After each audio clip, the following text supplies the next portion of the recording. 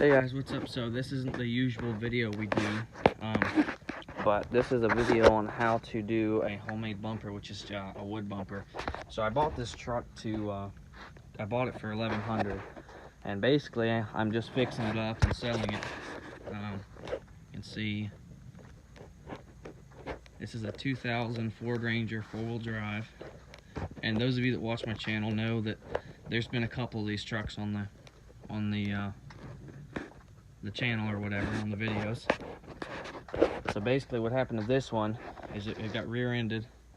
This side got a little worse. You can see the fiberglass is a little off right there, and this is the old bumper. You can see it is pretty bent up, and what really did it for this bumper is when it got rear-ended, it took the bumper comes out to about right here. What it did is ripped it and tucked it under, so it was no longer really legal to drive like that. So what you do to take your bumper off is you find your mounts. In my case, these are my two bumper mounts, and you got to take them off. Obviously they may be tough to get off. Get some degreaser, but not some degreaser some WD-40 or some blaster or something, and then spray it and let it soak for a little while. But in my case, since it was tucked under, I wasn't able to access these bolts. So first thing you're going to want to do is get your tailgate off, and that's pretty simple. You just take it down like you regularly would. You disconnect your little hangers, and then you can see this kind of slides off, and then this one you just pull like that, and then your tailgate's off. Now, since I couldn't get my bolts off, what I had to do was go to Walmart and get this angle grinder. This is 18 bucks, so it's super cheap, and it worked really good. It overheated once on us, but we were using it pretty hard. It did come with one blade, but you're going to want to buy one more blade to do the job, because the cheap blade it comes with isn't worth, anything at all. It burns up really quick. But make sure you get a metal blade and not a wood blade or something. And the blade on here was a Gator blade, and it held up pretty good. But yeah, for 18 bucks, it definitely, we got our money out of it. But anyway, we had to basically cut the metal. Well, you can see kind of where we cut it right here. You had to cut the bumper off, and then once the bumper was off and out of the way, you could access these bolts a lot easier. You can see right now I don't have a lot of room, but whenever I put the mount on, before I put the actual bumper on, I did have a lot of room. So what you gotta do is, once you get your bumper off, what I use is a 2x4 for the actual mount. Okay, so this piece, you worry about your actual bumper part last. You want to worry about the mounts first.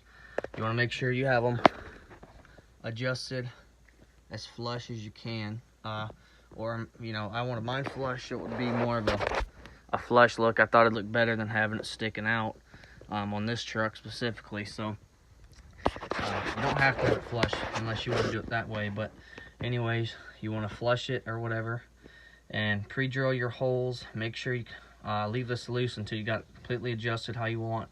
Then you can tighten them all the way up. I got these bolts and stuff at Home Depot.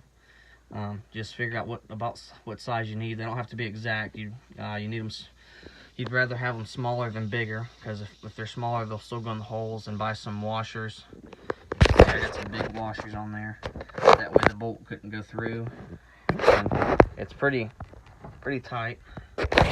A drill is definitely handy during this. So you build your mounts, all right, and that part's probably your hardest part. And then you need to line this up. You need at least 2 people to do this. And then you can see I'm not finished, I haven't painted it yet, but I ran this tag light through. The old tag lights were still good, so I just went to Harbor Freight and bought this set of these right here, and they drill holes through the wood or whatever, and you'll need a drill to do that. But you can get a cheap drill at Walmart too for around the same price as the grinder. And I only did one. I'm gonna hang this one up underneath the truck with a zip tie. I think one would be fine.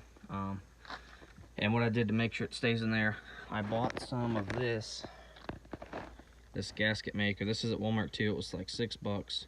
It also is for like oil leaks and stuff like that. But it turns into a rubber. This one's, it's ready, it's rubber. and now it won't come out of the hole or anything. And I'm gonna paint it with black paint so it'll match the truck, and then we're going to mount the tag. And I just used 2 screws on each one. You want it to be durable, so what I got, I'm trying to feel for them. I got these super long screws, so they're about well, you can see they're about 4 inches. So you want to get something strong and thick and durable. You can see that this doesn't shake at all, hardly. It's really solid on there. Also, if you do the flush thing like I did, this is where the spare goes underneath right here. You can see we did some grinding on it to be able to bend that metal. So you'll have to do that too. But that's pretty much how you build a wooden bumper. You're just gonna need a saw. Just depending on your situation, like this one, it was rear-ended, completely tucked under. And there wasn't any used bumpers for this truck on the market because this one's the step side bed, so it's a little harder to find than the regular bed. But anyways, yeah, that's how you build a wooden bumper. I know this isn't our usual video, guys, but I think I'm gonna do some more of these kind of videos too for out there to help people out with this, because when I did this, I had no clue really what I was gonna do. It just popped in my head. I've seen people build bumpers and stuff, so I did this. You know, this truck, I'm just gonna sell it and just trying to fix it up a little bit. But anyways, that is how you build a wood bumper.